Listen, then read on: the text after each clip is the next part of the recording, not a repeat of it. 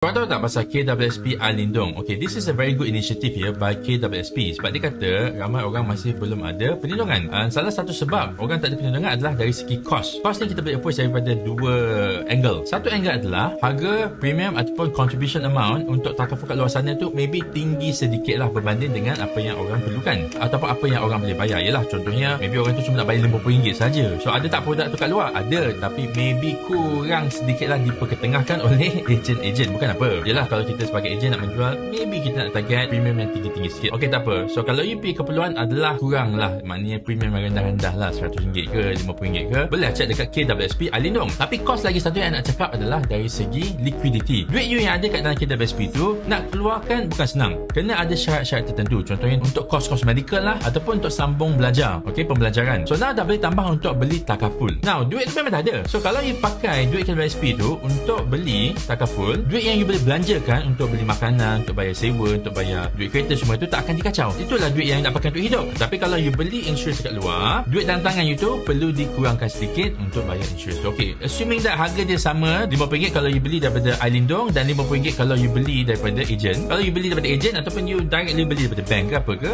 duit you RM50 tu akan berkurangan lah setiap bulan. So dari segi affordability, this program is very good. Now nanti ada orang tanya, kenapa EPF nak benarkan orang keluarkan duit persaraan dia tu untuk beli takaful? Sebab dia ada data. Macam saya cakap tadi, EPF benarkan you keluarkan duit untuk rawat penyakit, kos rawatan lah. So dia tahu berapa ramai orang sakit, berapa ramai orang mati. Yalah, bila orang tu meninggal dunia, akaun KWSP dia akan ditutup. So dari segi itu, dia tengoklah, okey, orang-orang semua ni perlukan duit dan apa salahnya dia benarkan sebahagian caruman tu untuk digunakan untuk beli takaful. So untuk yang belum ada lagi takaful dan takut untuk belanjakan duit sendiri, dan you dah ada duit dalam akaun KWSP you tu, sebab you duduk mencarum selama-lama ini, boleh